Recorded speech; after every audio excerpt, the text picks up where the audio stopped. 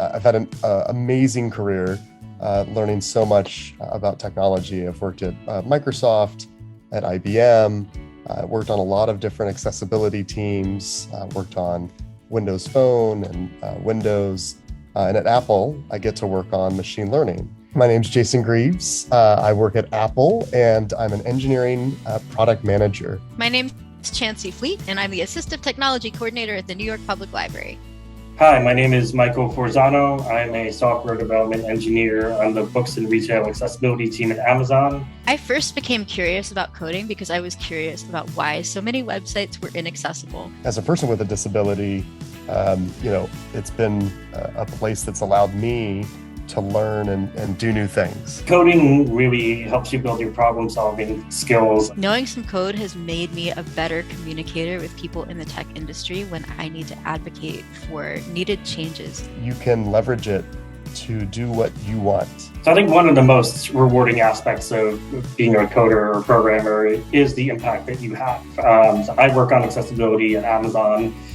Specifically, I work on tools that do automated accessibility testing, and those tools are used all across Amazon to improve the accessibility of the site. Coding teaches you to be observant, and it teaches you to be patient. It makes you into a really good proofreader, a problem solver, and a creative thinker. That is just a feeling of accomplishment that really never gets old. As a tech educator, I have found it really rewarding to introduce library patrons at all ages and stages to really approachable, friendly ways that they can incorporate coding into their lives. There are so many resources and tools that people can use to realize that coding is not just for whatever person or type of person you maybe have in mind, or the stereotypes, that it really can be done by anyone. And sometimes that's the hardest step, is how do I get into this? It sounds so complex.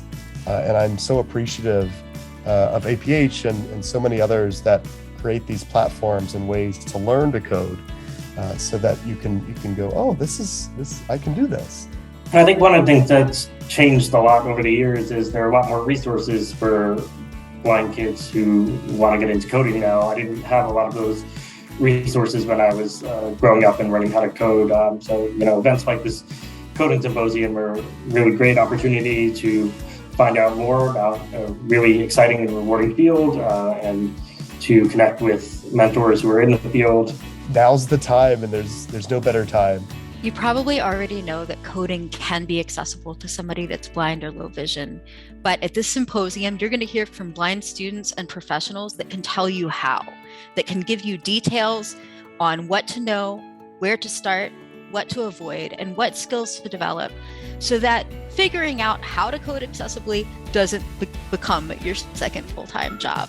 Come learn from the experts so that you don't have to figure it out on your own. Join us for the 2022 National Coding Symposium, May 9th through 13th, presented by APH and Partners. Students of all ages are invited to this free virtual event to explore the accessible and rewarding field of coding. From basic concepts for beginners through transition into a career, we're connecting students with visual impairments, parents and teachers with professionals in the coding industry. The keynote addresses, educational presentations, and speaker panels will take place across 5 days, each day focusing on a different skill level. Find out how coding is empowering a new generation of students with visual impairments to become the leaders of tomorrow. You can learn more and register today at aphconnectcenter.org/coding.